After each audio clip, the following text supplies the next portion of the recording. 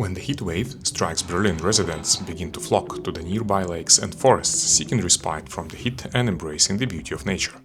A few weeks ago, I embarked on a 2-day cycling adventure to the Spreewald region, located south of Berlin. I explored lush green fields, old Slavic fortress and breathtaking modern architecture. Join me for the next 15 minutes as I share my experience and uncover the best ways to make the most of a hot weekend around Berlin. Let's check it out!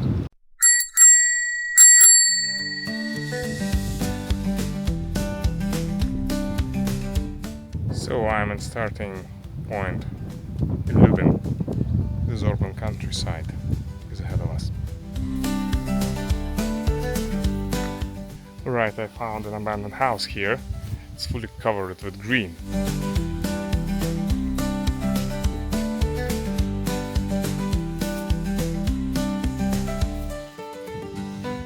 It seems like you can't actually get inside, which is okay.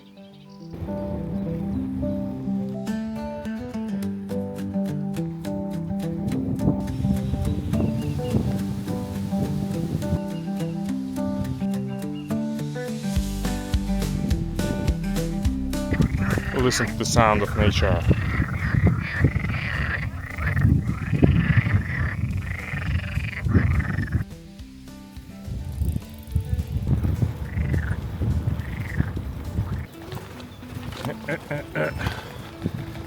Wooden bridge. Yeah. Not really a mountain bike trail. It's too much asphalt everywhere. Let me check what I want.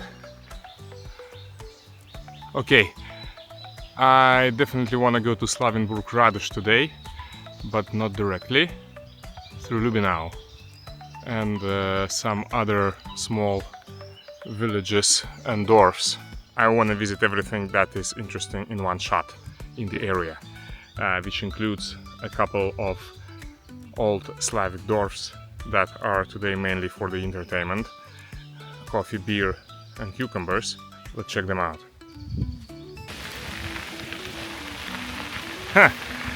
I'm using Outdoor Active for planning the trip.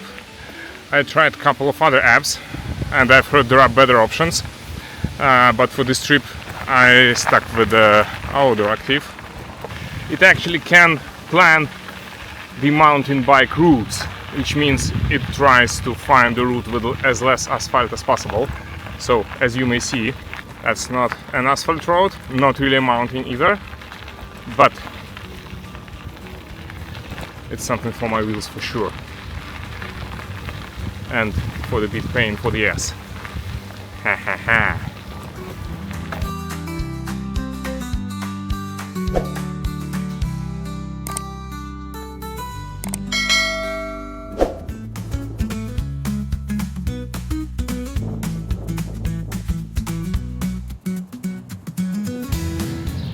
It smells like coffee. Let's see.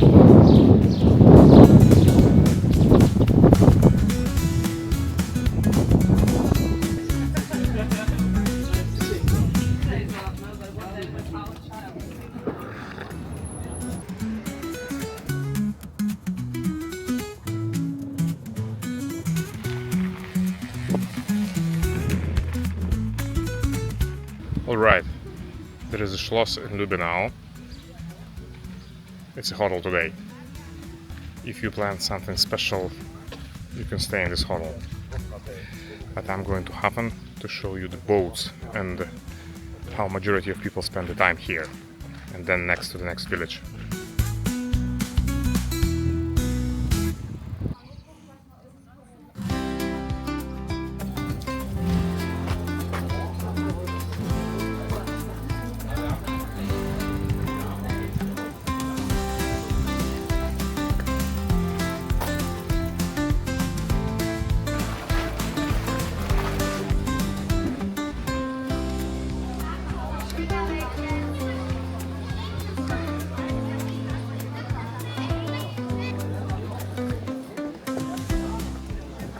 If you are not a sport freak, you can take it easy. Rent this boat for multiple people, get some beer and wine, and the guy will guide you through the canals. I don't like this much. But it's nice, because you have nothing to do except drinking and eating. Actually, it's interesting, on the banks of these canals there are sometimes locals sitting and selling local specialities. These are mainly multiple types of gurken, cucumbers. They are marinated, salted, whatever, in all different possible recipes. You can get a lot of them, and then some kind of schnapps, and then the party begins. And actually this boat becomes not that bad. Yeah, just come here, rent it, and enjoy. Sometimes bicycles are not an option, and you need to climb and move it by walking through the bridges.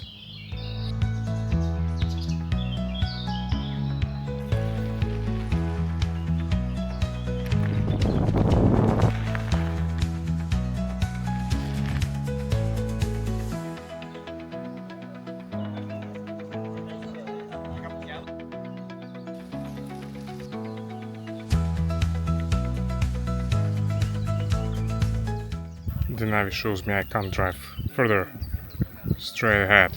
I need to turn left. Not this way, but rather this one. Okay. Can't in the grasp a bit with my wheels,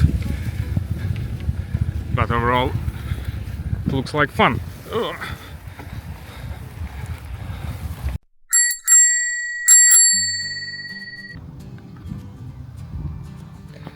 Alright, a promised fortress of antique Slavic tribes that used to live in the area before Germans came and kicked them out. Let's see what's there. Let's check the fortress first. This area of Radush Slavenburg was populated by so-called Sorbs or Slavic tribes from a very old time, even before Germans came here to the north of Germany some hundreds of years ago. During Nazi time, there were plans to remove Sorbs from their land and build some entertainment facilities here. To my knowledge, this hasn't happened, but after the Second World War, Sorbs got so-called cultural autonomy, which means they teach and learn their native Slavic language in state schools, have TV and radio broadcasting in their native language. Street title plates are duplicated in Sorbic language, and school uniform for kids is actually a national Slavic dresses. Such a reconstructed fortress is one of the projects you may find in this area. Today it is a museum you can visit and to know more about the history of Sorbs and how they used to live and defend themselves against enemies. This is for walking with the barefoot. Here in Germany we love nature so much that we build hotels for bees and wasps. Alright, it's nearly over. I'm doing the last kilometers through the woods and forest to my camping site. I quit the asphalt road as our directive suggested me. I don't regret, but my ass does. Hehehe.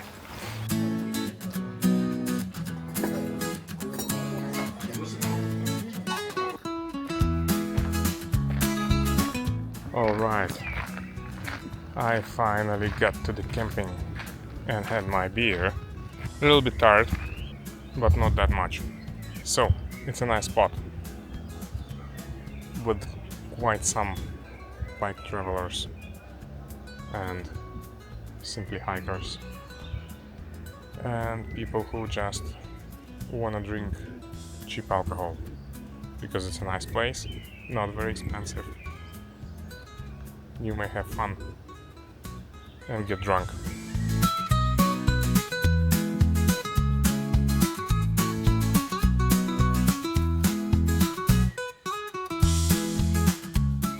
So what?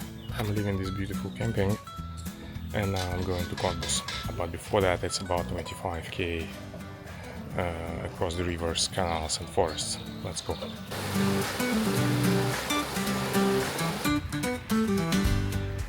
Yes, and I'm rushing through the field where it seems to be no road available, but outdoor active guides me through the field, and it seems like it knows something. So for example here there is a bridge. Wow, see,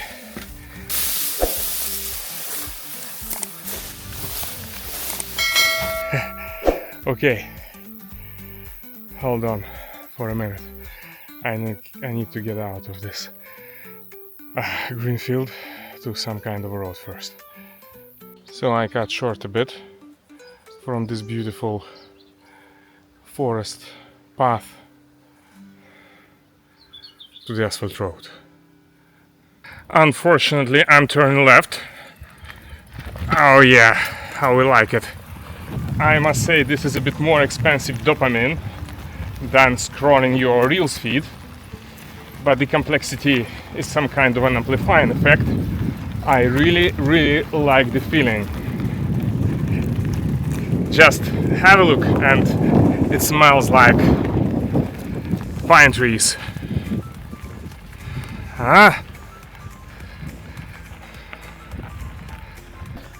All right, I'm at Cottbus.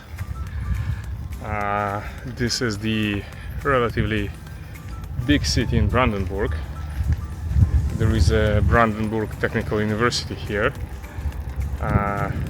It's interesting, it was some kind of Fachhochschule back in the GDR times, and then they reconstructed this a bit. So now it's a university, and I did my PhD here back in 2009. So this is actually the first time I'm here since that days. I used to live in this city for around 4 years, I think, while I was on the contract with the university for the research. Let's see how it looks. The university buildings were fully rebuilt in the last 20 years and look really nice. In the GDR time it was greyish because of concrete as a main building material. Now it is fancy and shiny because of modern plastic and ceramic. There are still some traces of GDR, this mosaic for example. Though I was doing the computer science research here, I know that the architectural faculty here is quite strong. To confirm this, you may check the most stunning building in the city, the new library or so-called media centrum where students can study. I have heard that if you look at the building from above, it resembles the shape of Cottbus on the map.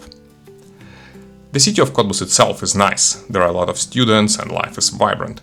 The Altmarkt in the center is full of carefully restored buildings with shops, cafes and restaurants. I feel nostalgia for my time spent in Cottbus, and if you are young and have a chance to study here or do your research, take it.